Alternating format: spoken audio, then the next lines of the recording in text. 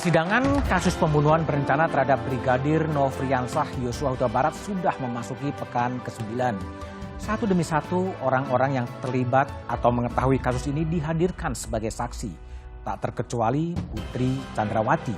Majelis Hakim mencoba menggali informasi terkait dugaan kekerasan seksual yang dialami istri Verdi Sambo ini. Karena alasan kesusilaan, Majelis Hakim memutuskan menggelar sidang secara tertutup. Apa saja yang disampaikan Putri di sidang tertutup ini? Benarkah Majelis Hakim mendalami informasi terkait dugaan kekerasan seksual yang dialami Putri sebelum kasus pembunuhan terhadap Yosua terjadi? Inilah satu meja The Forum di balik sidang tertutup Putri.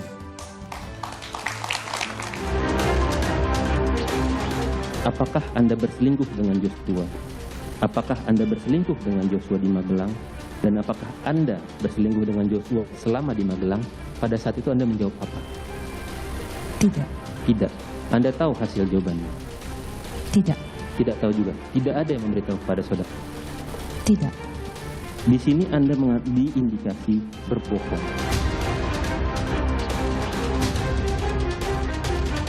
Para pengunjung serta kamera tolong dimatikan semua. Terdakwa Richard Eliezer Budiang Lumiu, terdakwa Ricky Rizal Wibowo, dan terdakwa Kuat Ma'ruf menyatakan sidang tertutup.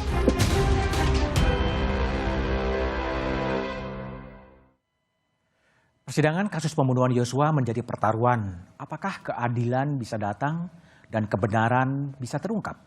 Sidang tertutup, meski itu adalah kekuasaan hakim, bisa memunculkan pertanyaan publik.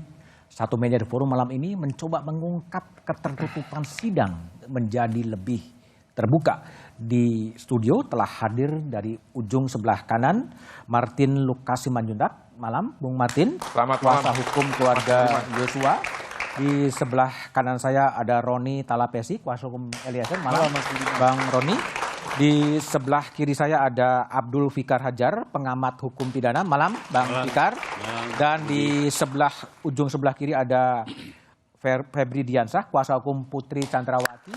Dan melalui sambungan Zoom ada Nur Syahbani Kaca Sungkana, Ketua Pengurus Asosiasi LBH Apik Indonesia. Malam, Mbak Nur. Ya, sebelum saya memulai diskusi, kita coba lihat tayangan berikut ini.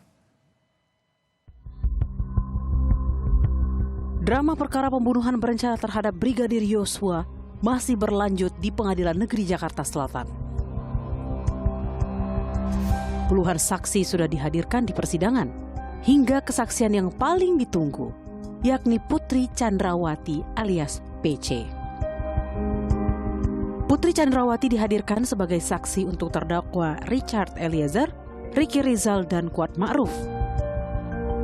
Awalnya, sidang berlangsung terbuka kala PC menceritakan kronologi di Magelang.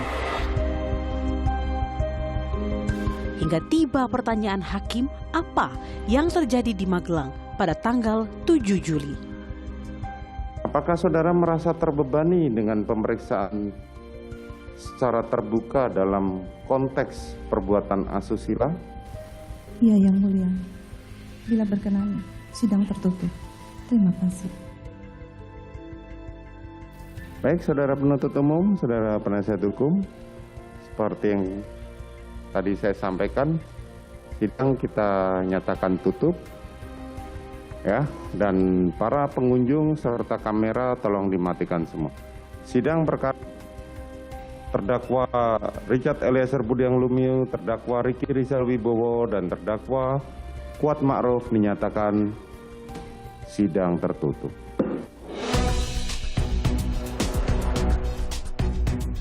Dugaan adanya kekerasan seksual yang dilakukan korban, yakni Brigadir Yosua kepada PC, memicu polemik di mata publik.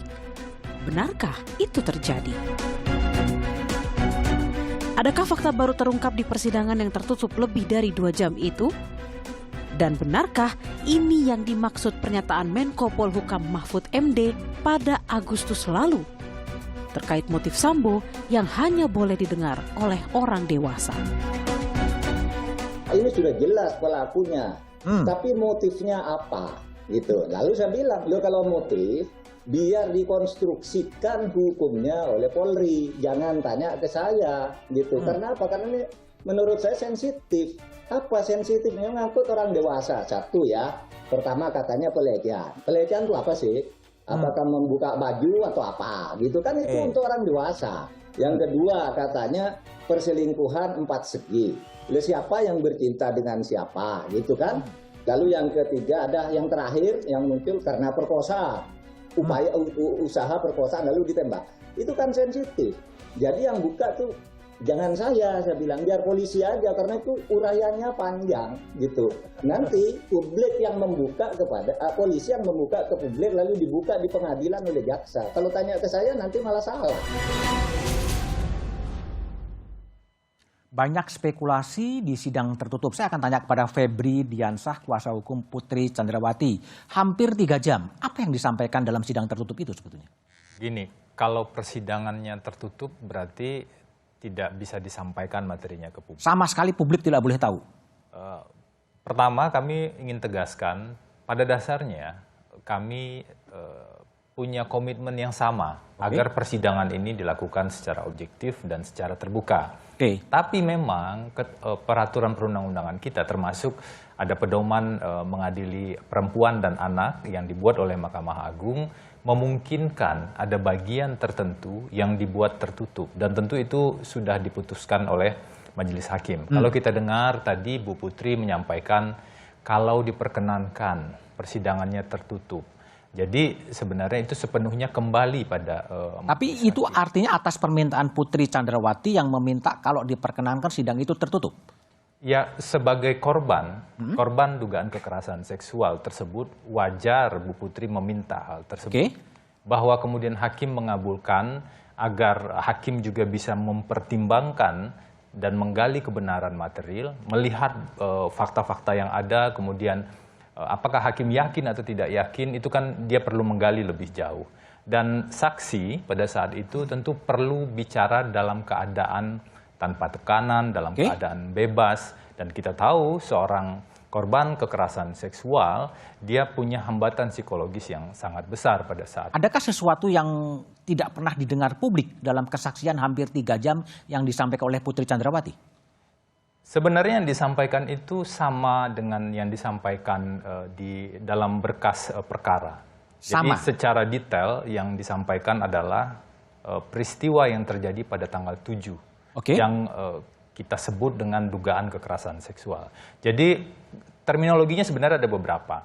Kalau kita bicara soal undang-undang yang terbaru di tahun 2022 itu konsepnya kekerasan seksual. Ada berbagai bentuk kekerasan seksual. TPKS? Ya, TPKS. Kalau bicara di KUHP, babnya terkait dengan asusila. Inilah yang disebut oleh Kapolri pada saat itu dalam rapat dengar pendapat dengan DPR. Dalam bahasa yang lain tadi Prof. Mahfud, Menko Polhukam menyebut secara berbeda. Tapi poin utamanya adalah kalau bagi kami ya, bagaimana membuktikan adanya dugaan kekerasan seksual tersebut. Kami paham kasus ini bukanlah kasus yang menggunakan delik TPKS. Betul, kami memahami itu.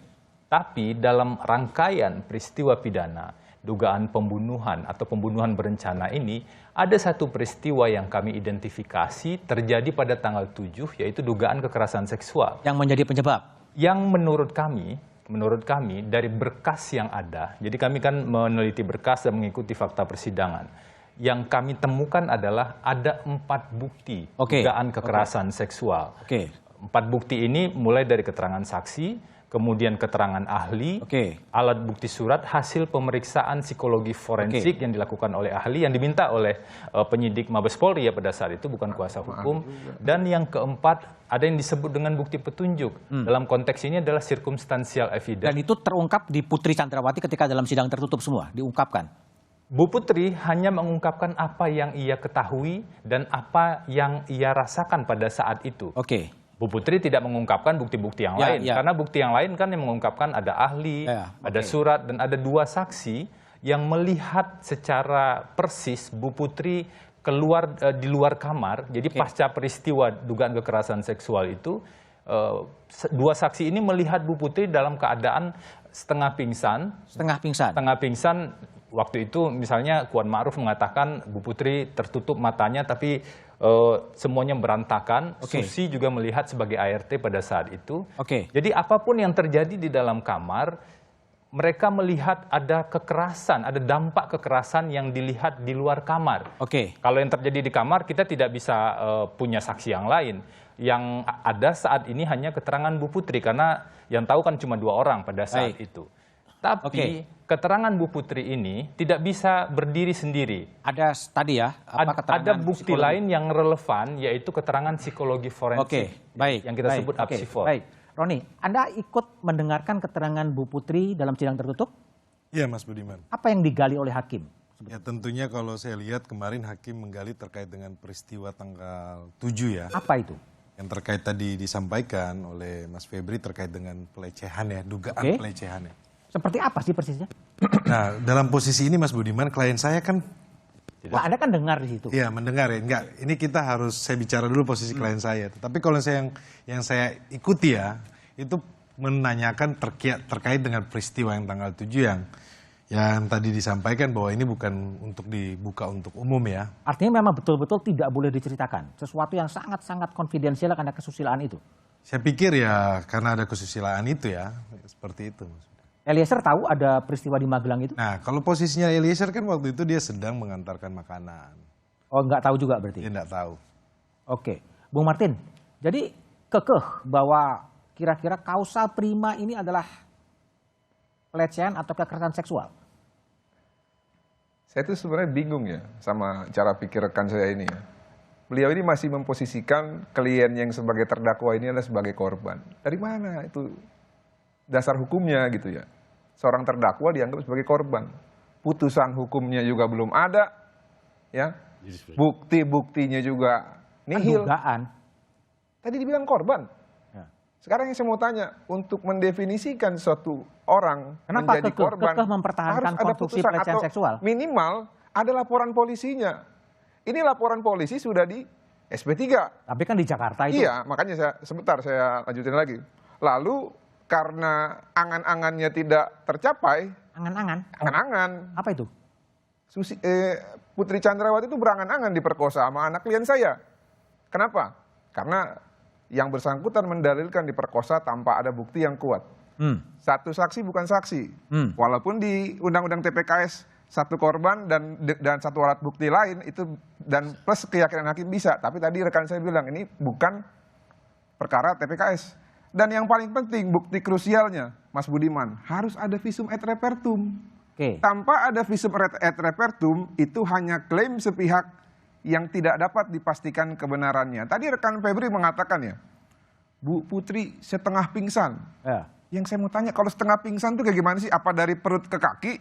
Atau dari perut ke kepala itu setengah pingsan? Atau setengah badan ke kiri? Atau setengah badan ke kanan?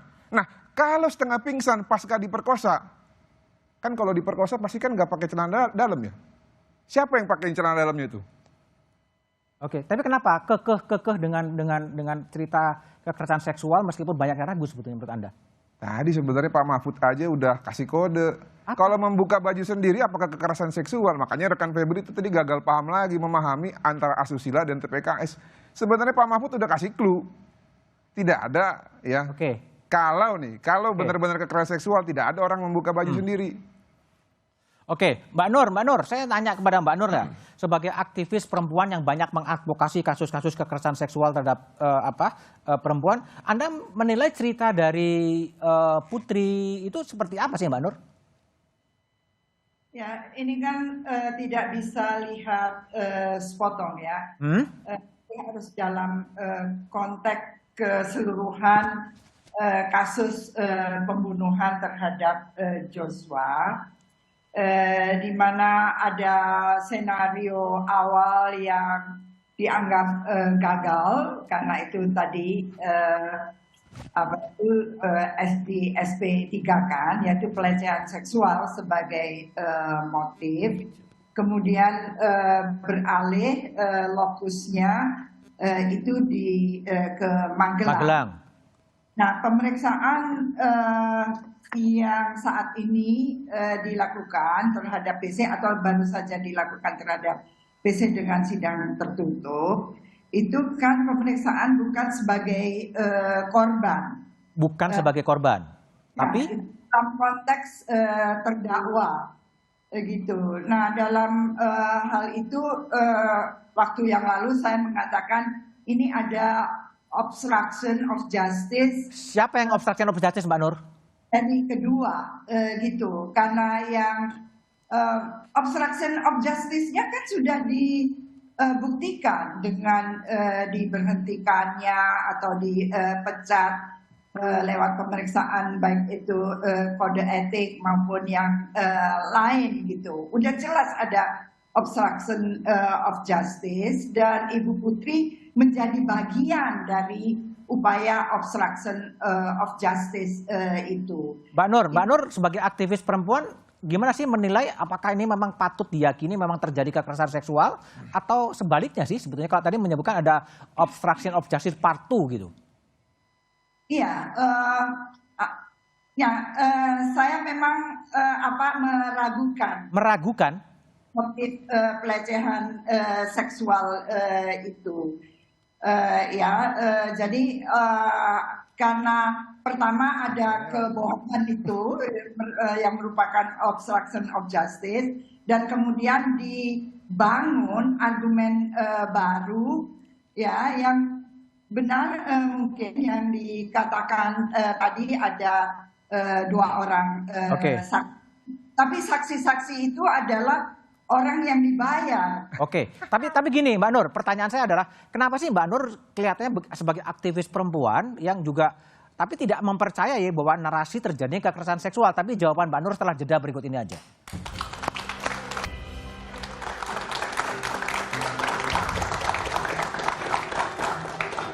Masih bersama saya Budiman Tanrujo di Satu Meja The Forum. Saya kembali ke Nur Syahbani Kaca Sungkana.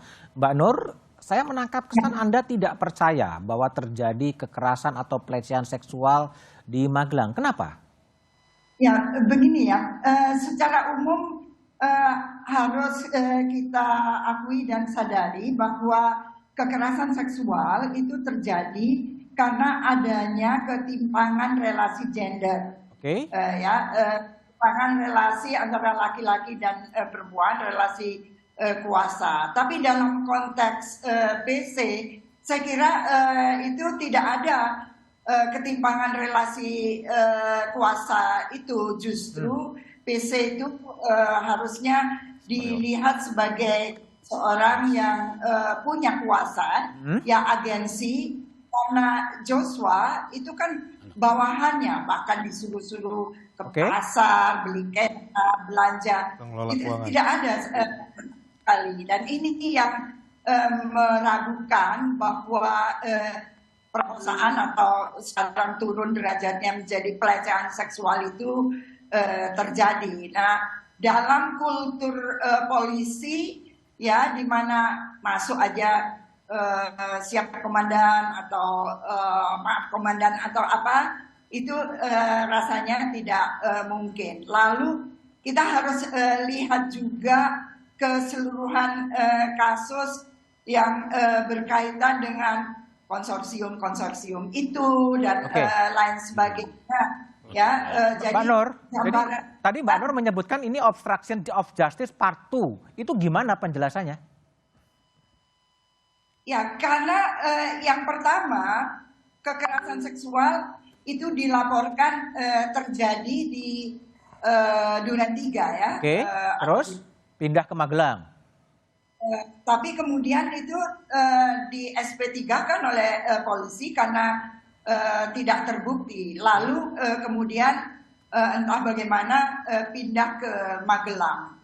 Oke, baik. Kembali ke Bung Febri. Bung Febri, ini banyak sebetulnya orang ragu sebetulnya. Tapi gimana sih meyakinkan publik bahwa kekerasan seksual itu memang terjadi sebetulnya?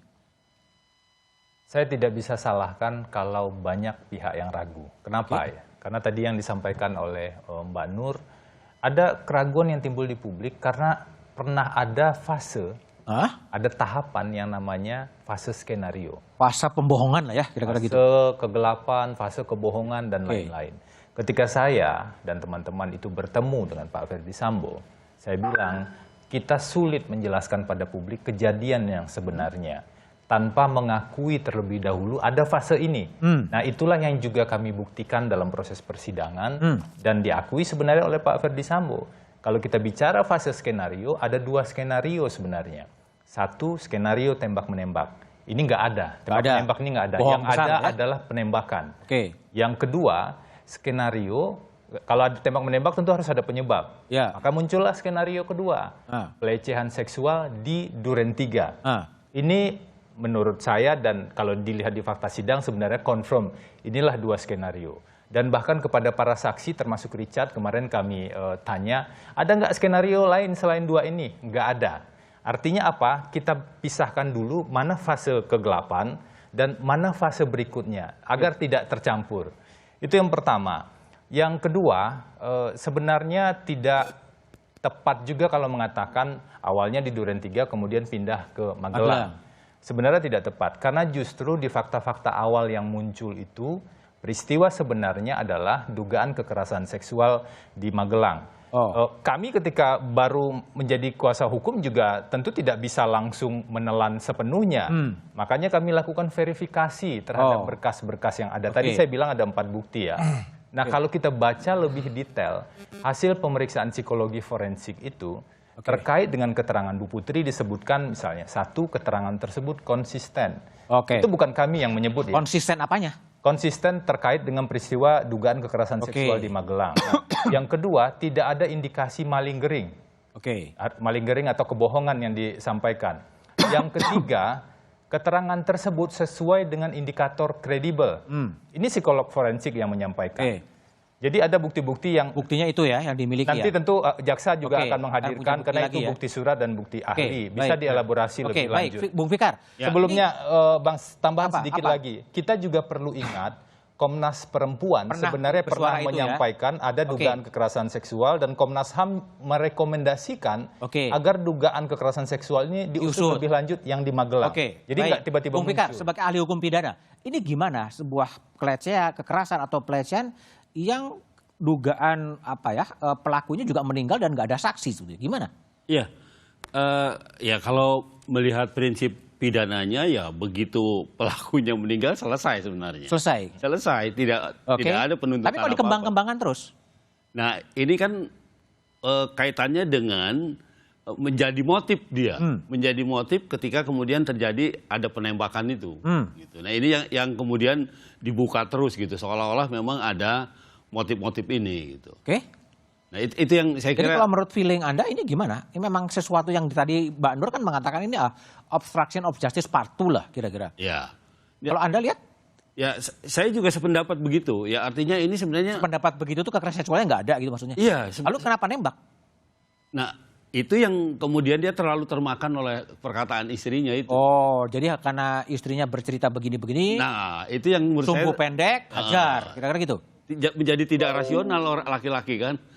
Begitu istrinya merasa diganggu langsung kemudian dia timbul tanpa ada klarifikasi kejadiannya yang sebenarnya. Oke, kita coba lihat ya tayangan bagian dari pemeriksaan di persidangan. Saudara punya hubungan apa dengan Yosua? Maksudnya? Ada hubungan yang lebih dari sekedar ajudan dengan atasan? Yosua adalah driver saya. Ya. Dia saya anggap sebagai anak kami. Oke. Hanya itu saja? Iya. Tidak ada hubungan romantis di antara kalian berdua? Tidak ada. Tidak ada. Baik. Saudara pernah dites poligraf, bukan? Lie detector. Iya, pernah. Pernah. Anda tahu ditanyanya tentang apa? Saya lupa. Lupa. Bisa lebih digali lagi mungkin ingatannya? Coba tenang dulu.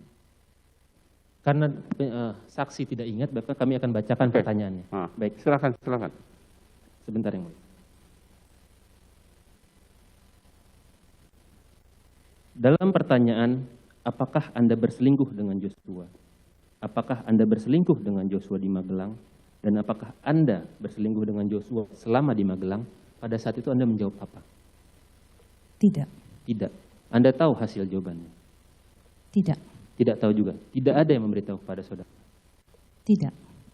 Di sini Anda diindikasi berbohong. Bagaimana dengan ini? Saya tidak tahu. Anda tidak tahu sama sekali. Tidak. Baik. Itu adalah bagian bagaimana jaksa mengejar kesaksian dari Putri. Bung Fikar, kenapa jaksa memainkan strategi dengan mengungkapkan tes kebohongan segala? Kenapa dikejar itu sebenarnya? Ya, karena itu kan yang menjadi motif gitu, ya. Bahwa ada pembunuhan yang sudah terjadi dengan penembakan itu satu realitas yang tidak bisa dibantah itu. Ya, saksi siapapun pasti akan membenarkan gitu. Tetapi motif ini kan juga menjadi penting ketika ingin meletakkan tanggung jawab atas perbuatan itu sesungguhnya ada di mana gitu. Jaksa mengungkapkan hasil tes kebohongan dan mengatakan itu bohong. Sebetulnya jaksa untuk melemahkan sebuah skenario buat terjadi pelecehan seksual.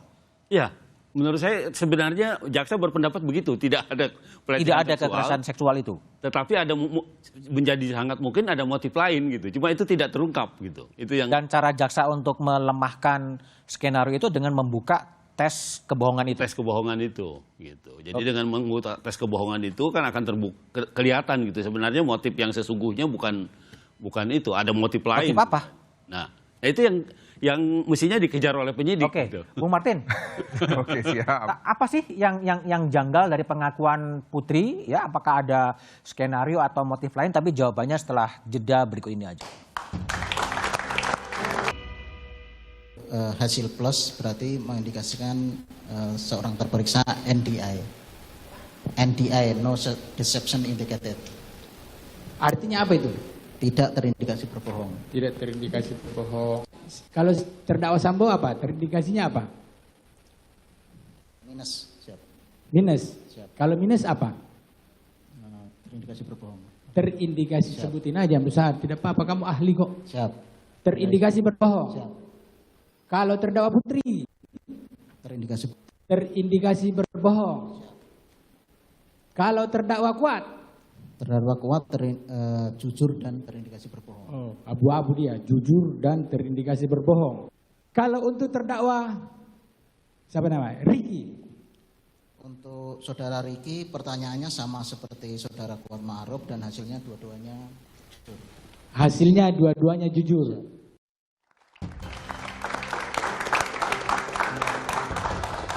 Baik, untuk memperjelas kita coba lihat grafis yang coba telah dirangkum oleh tim Satu Meja untuk menjelaskan bagaimana sebenarnya kebohongan atau ketidakbohongan dari para aktor yang terlibat dalam kasus Sambo. Ini skor lie detector dari Richard Eliezer plus 13 ya, yang mengindikasikan bahwa jujur ya, lalu kemudian Verdi Sambo minus 8 yang mengindikasikan bohong. Putri Chandrawati minus 25 mengindikasikan kebohongan menurut keterangan ahli ya yang kita rangkum. Lalu Kuat Ma'ruf ini pemeriksaan pertamanya plus 9, pemeriksaan keduanya minus 13. Ya, ini agak bisa kadang jujur kadang enggak, jadi bahasa saya. Tapi kemudian Ricky Rizal mengatakan pemeriksaan pertamanya plus 11 dan pemeriksaan keduanya plus 19. Jadi Putri yang rekor ya, minus 25 kira-kira. Bung Martin, jadi kalau janggal, ada apa yang janggal menurut Anda dengan pemeriksaan kesaksian dan pemeriksaan dari tes kebohongan itu? Kalau janggal ya menurut saya, apa yang disampaikan Putri itu memang banyak yang janggal. Banyak yang janggal? Beri contoh bahwa dia mengatakan Joshua itu hanya supir. Padahal ada jejak digital ya, ketika Joshua ulang tahun, Putri yang mengucapkan selamat ulang tahun dan mengatakan bahwa Joshua adalah bodyguard yang terbaik. Apakah driver sama dengan bodyguard? Saya pikir tidak. Ya bisa aja kalau rangkap jabatan kan? Oh, nggak bisa dong. Kenapa enggak? Oke, terus? Driver ya bawa mobil, kalau bodyguard itu mengamankan. Dan ingat loh, ada tanda SUA yang kata orang-orang nih ya, saya nggak tahu ya.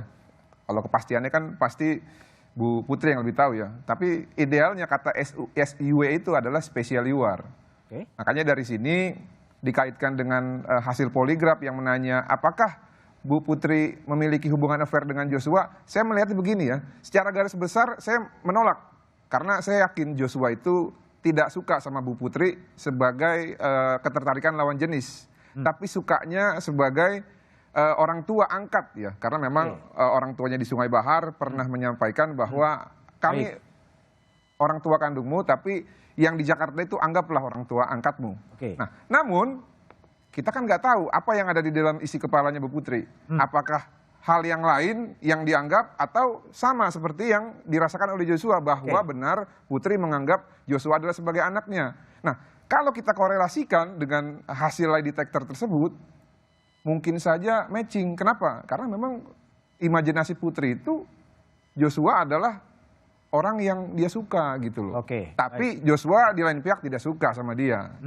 Gitu. Ya, Kalau Bung Roni, ini kan Eliezer kan paling positif dan Putri menjadi -25. Itu apa yang Anda pesan yang ditangkap dari hasil tes poligraf itu? Ya, ini sebenarnya membuktikan Mas Budiman, kan di awalnya kan disampaikan bahwa klien saya ini tidak jujur ya. Tetapi dalam proses persidangan ini kan terbuktikan ya bahwa apa yang disampaikan oleh klien saya indikasinya adalah dia jujur ya.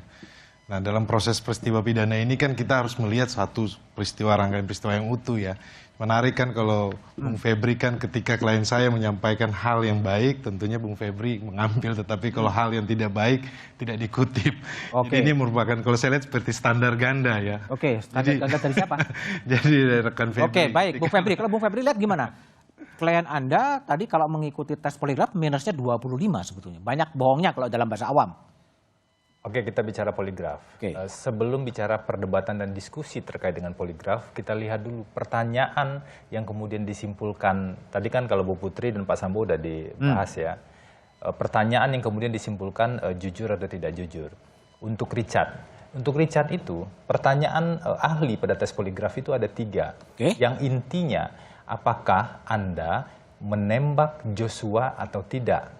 Tentu dijawab, ini ada 3 ya. Secara sederhana Richard menjawab iya. Dan Richard jujur hasil tes poligrafnya pada saat itu. Bagaimana dengan Ricky? Ricky juga dibilang jujur tadi. Salah satu poin yang disebutkan oleh Ricky adalah, apakah Anda melihat Ferdi Sambo menembak Joshua?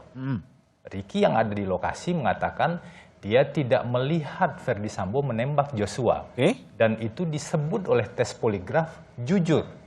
Artinya tuduhan dari Richard yang mengatakan Ferdi Sambo menembak Joshua yang terakhir itu menjadi tidak benar. Kalau -25-nya Putri gimana? Kan ada keterangan Kuat Ma'ruf. Nah, karena itulah kita perlu hati-hati sekali untuk melihat tes poligraf ini. Jadi Anda meragukan? Bukan soal meragukan. Kalau kita bicara soal perdebatan dalam hukum acara pidana, ada beberapa perdebatan. Apakah tes poligraf ini, lie detector ini, diakui sebagai salah satu alat bukti di 184? Itu pertama. Yang kedua, apakah tes poligraf bisa diterapkan pada orang yang dalam kondisi emosional yang tidak stabil? Itu pertanyaan yang kedua. Yang ketiga, kalau di beberapa negara, kalau kita bandingkan konsep dan pengaturan poligraf di beberapa negara, ada salah satu syarat mutlaknya. Tes poligraf hanya bisa dilakukan ketika orang dalam keadaan tenang dan bersedia. Nah, dia bisa menolak gitu ya? Bisa menolak. Kalau menolak, artinya ada resistensi dalam dirinya sehingga tes poligraf itu menjadi tidak valid.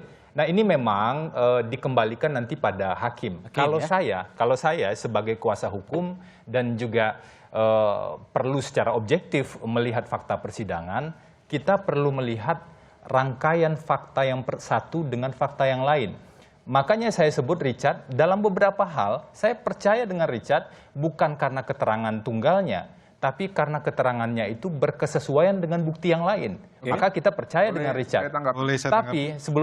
Tapi kita nggak bisa percaya dengan Richard kalau keterangannya itu berdiri sendiri dan tidak terkonfirmasi. Bahkan ada satu fakta penting yang muncul kemarin, Mas Budiman. Richard mengaku berbohong dalam keterangan BAP tanggal 5 Agustus. Dan ketika dikejar, Richard bilang tidak ada tekanan dari siapa-siapa dan tidak ada pesanan dari siapa-siapa. Isi BAP tanggal 5 Agustus itu adalah Ferdi Sambo yang menembak semuanya. Richard hanya melihat dari atas. Dan Richard mengakui dia berbohong pada saat itu. Gini loh. Saya sudah baca BAP tanggal 5 itu, Mas Febri. Tidak ada Richard Eliezer sampaikan bahwa Ferdi Sambo yang menembak semuanya. BAP tanggal 5 itu skenario dan pengacara yang mendampingi Richard Eliezer itu dari Verdi Sambo. Betul. Jadi tidak benar loh. Oke. Yang dibawa tanggal 6 itu adalah skenario. Nah, ini yang kita sayangkan dalam persidangan kemudian pertanyaan-pertanyaan itu menurut kami ya, mohon maaf ini seperti menjebak klien kami. Saya sudah baca BAP tanggal 5 tidak ada sedikit pun yang Richard Eliezer menyampaikan. Saya berani buka BAP tanggal 5 itu di sini kita bisa saksikan bersama-sama jelas sekali bahwa Richard mengatakan kurang lebih begini.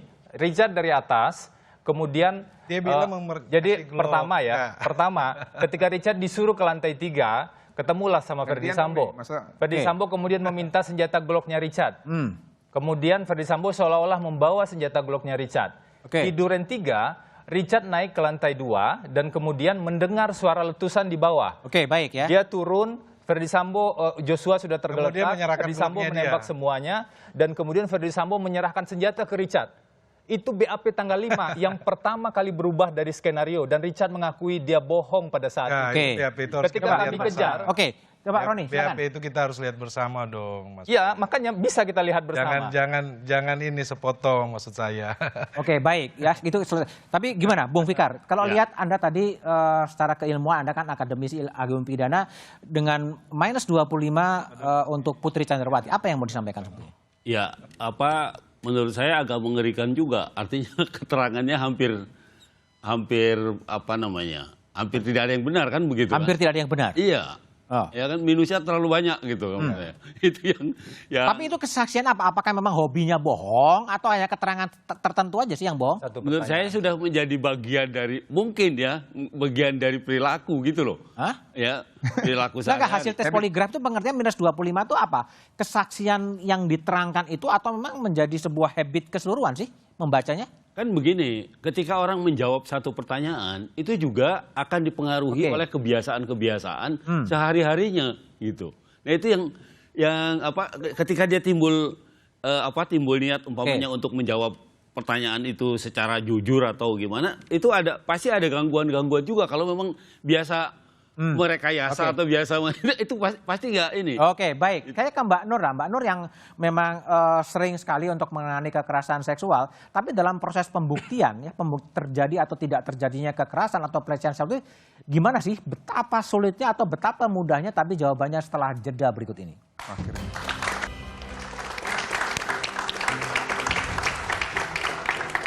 Masih bersama saya, Budiman Tengjo di Satu Meja The Forum. Saya kembali ke Mbak Nur Syahbani Kaca Sungkana. Mbak Nur, seberapa sulit sebenarnya membuktikan terjadinya pelecehan atau kekerasan seksual dalam kasus ini? Ya memang sulit. Pertama karena biasanya terjadi di ruang tertutup. Kemudian korban tidak segera melapor karena dunia keseluruhan akan menuduh dia sebagai penggoda dan lain sebagainya, dan korban berkecenderungan membasuh, menghilangkan bekas-bekas sehingga tidak ada bukti otentik lagi, dan kemudian ya bias dari para penegak hukum itu sendiri melihat kekerasan seksual. Bung Martin. Jadi Bung Martin lihat sebetulnya pelecehan seksual ini memang bagian dari strategi dari Sambo untuk memperingan hukuman. Bukan. Saya lihat memang yang pertama mereka mau mencari alasan. Pembenar. Alasan apa sih yang benar gitu ya. Sehingga membunuh berencana itu bisa diterima oleh masyarakat, diterima oleh hakim, diterima oleh jaksa. Nah, kalau Joshua ini dibangun sebagai seorang yang berkarakter antagonis, maka mungkin saja dapat dimaklumi untuk dibunuh. Nah, namun kan sulit untuk dipahami oleh masyarakat dengan konteks dan kondisi PC dan Sambo, ya, dengan historinya juga sebagai pembohong dan pelaku obstruction of justice, untuk dipercaya. Nah, tadi rekan Febri mengatakan bahwa ingin membandingkan dengan di negara-negara lain ya, mengenai penggunaan lie detector. Nggak bisa begitu rekan, sistem hukumnya aja beda. Kalau di Amerika itu kan common law system, kita civil law system. Normanya beda. Nah, yang berikutnya, kita harus lihat juga ke belakang. Kenapa sih sebenarnya lie detector ini sampai digunakan? Kalau saja mungkin rekan dari klien ini tidak konsisten berbohong gitu ya, dan melakukan kebohongan dan juga mencoba untuk berbohong lagi, mohon maaf rekannya, fase kegelapan masih berlanjut kalau menurut saya. Jadi kalau rekan bilang harus dipisahkan, ya itu mungkin untuk konsumsi sendiri.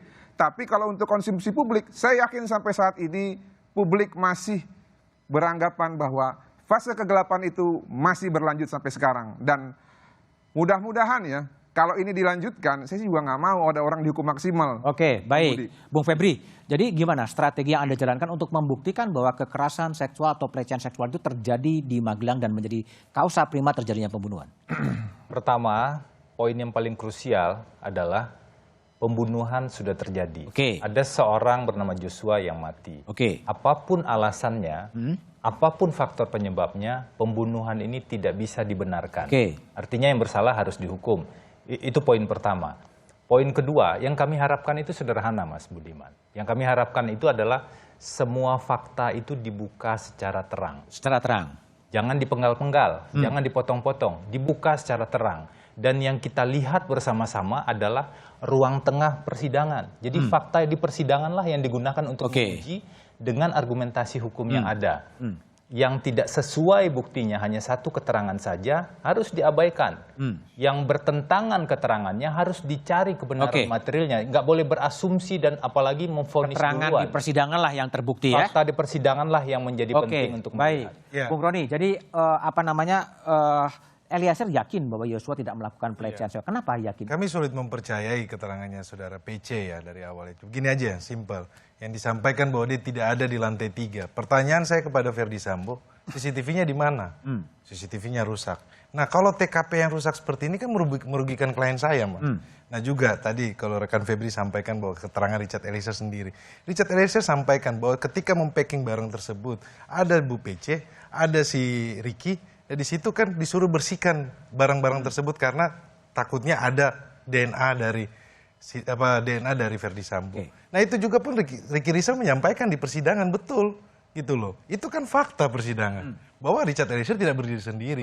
Baik. Tapi begini Mas Budiman, yang kami sayangkan adalah ini TKP rusak loh. Ini sudah berulang-ulang TKP rusak, CCTV tidak ada. Terus bagaimana kita? Nah tetapi kan dalam proses persidangan ini kan terungkap semuanya. Baik, Bung Fikar. Ya. Seberapa yakin bahwa kebenaran dan keadilan itu bisa dihadirkan di Pengadilan Negeri Jakarta Selatan? Ya, saya kira satu ya, korban sudah ada. Kan sekarang sebenarnya tinggal mencari motif sebenarnya. Motif yang pasti itu apa? Nah, motif itu sudah terbuka kalau menurut saya. Tinggal nanti hakim akan menyimpulkan berdasarkan keterangan-keterangan saksi yang lain gitu. Meskipun umpamanya dari satu motif ke motif lain sebenarnya ada singgungannya gitu ya, dan itu memudahkan hakim nantinya untuk menyimpulkan satu. Artinya kebenaran dan keadilan akan terungkap di Pengadilan Jakarta Selatan? Saya kira juga akan gitu, karena memang sudah semua dibuka gitu. Bahkan kalau umpamanya nanti pengacaranya Pak Sambo dan Bu ini membawa saksi-saksi yang meringankan, saya kira itu juga akan lebih membantu. Lebih membuka. Baik Bung Fikar, Bung Febri, Bung Roni, dan Bung Martin, Mbak Nur Syahbani Kacasena, terima kasih telah bergabung di satu meja The Forum. Publik menunggu akhir drama Duren 3 dengan sutradara Ferdi Sambo. Publik berharap pengadilan bisa mengungkap kebenaran dan menghadirkan keadilan. Keadilan bagi korban dan keadilan bagi masyarakat. Demikian satu meja The Forum ini. Sampai jumpa pekan depan. Selamat malam dan terima kasih.